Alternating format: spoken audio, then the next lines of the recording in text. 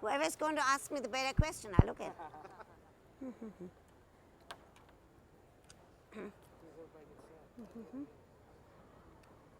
Is that something that you need for the news tonight? We're going to do it tonight. I do right.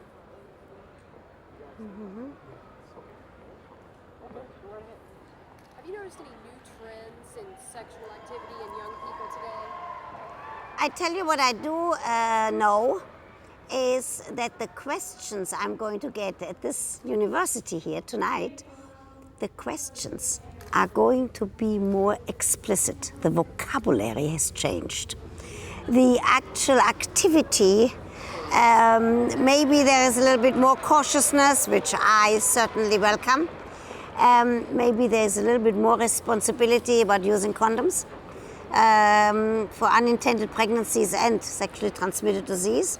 But otherwise, I think that basically the problems about relationships, about loneliness, about finding a right partner, that has not changed. Do you think there's too much sex on TV? Do you think that takes a lot of the imagination out of discovering it for yourself?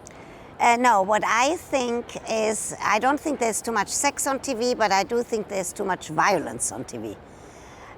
What I think is that every soap opera, of course they're having sex on the soap opera, otherwise nobody would watch. Sex does sell. What I find upsetting is that in 1995, with all our talking about it, with you people, coming and talking to me, not that every soap opera, every steamy love scene should certainly have a box of condoms next to that bed. And condoms come in different colors. They can be matched to the sheets. So what upsets me is that there is not enough talk about responsible sex, not that there is too much sex. Why come to a college campus and talk? First of all, I love college campuses because I know that these kids will never forget me for the rest of their lives. And this is the age that it's very important to talk about those issues for those who are sexually active and for those who have decided to wait and not to be sexually active now. Can you kind of sum up what... And what I'm doing on college campuses particularly is that I believe that this issue of sexual literacy, of being able to talk about it in good taste, no personal questions, has to be brought not only to the colleges, but even to high schools and junior high schools.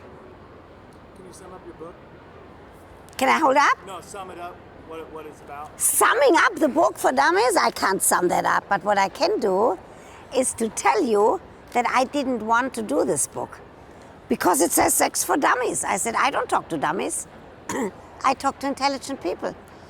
And then I had a meeting with these people and I decided if by doing a book like this, Sex for Dummies, if I can prevent one person from an unintended pregnancy, if I can prevent somebody from getting that dreadful disease of AIDS, then I should do it.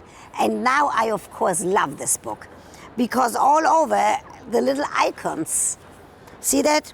There are little figures, sometimes my face is in it, sometimes it says danger, sometimes it says tips. I think it's nice, and what I also like is that it's very cheap, $16 or something like that. That I like, because I would like that information to be out there.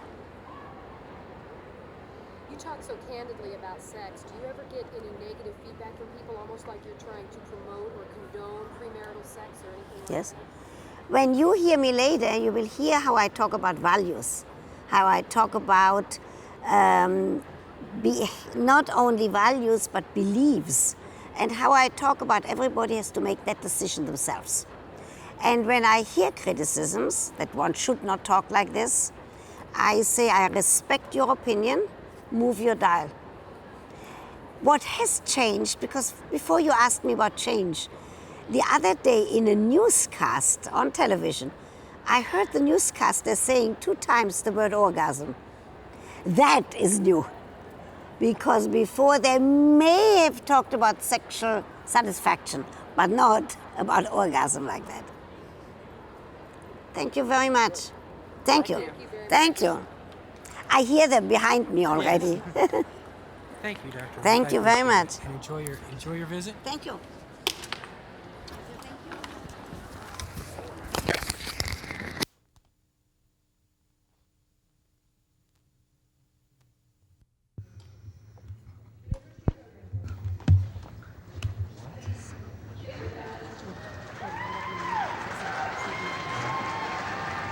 Of the university program.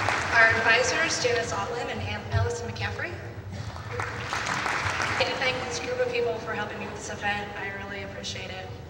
UPB would also like to thank Planned Parenthood for their contributions, and we'd also like to thank all of our volunteers. With that aside, I would like to introduce you to tonight's special guest. She's a psychosexual therapist who's helped pioneer the field of media psychology with her radio program, honored as Mother of the Year, and acclaimed for excellence in cable television with an Ace Award. Her most recent book is titled Sex for Dummies. She's a professor of New York University.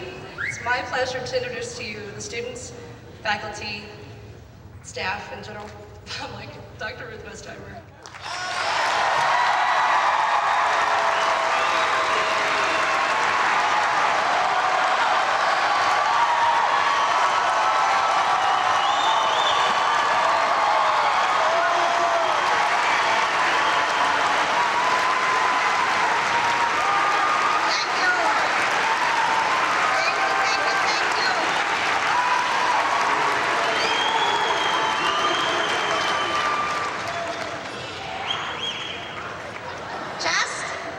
Just in case, I want to be sure, wait, they told me I can take that off. Okay. I want to be sure that you know what we are going to talk about. About what? In the Puritan Victorian age, the mother, so the attitude was really just do it and keep your mouth shut. Not so today. With you is I'm going to bury some of those myths, and we are going to talk about research, and we are going to talk about what I do, knowledge about sexuality. But I also have to say right away that when to be sexually active is not something that I could ever decide from here. It depends on a person's onanism. In German, the term for masturbation is onanieren. Is leonen, whose name of a man from the old onanism, leonen, or onanieren. Somebody? Onan in the Old Testament did spill his seed in vain. Masturbate. Onan, according to the rules and regulations of that society, was supposed to impregnate his brother's wife. The brother, and he disobeyed, and what he did is called, in the sexological language, coitus. But the myths that have filtered down throughout the ages have something to do with this issue about talking and teaching a myth. One is that you will have to wear glasses if you masturbate. Then your hair falls out. There is specifically an American myth that says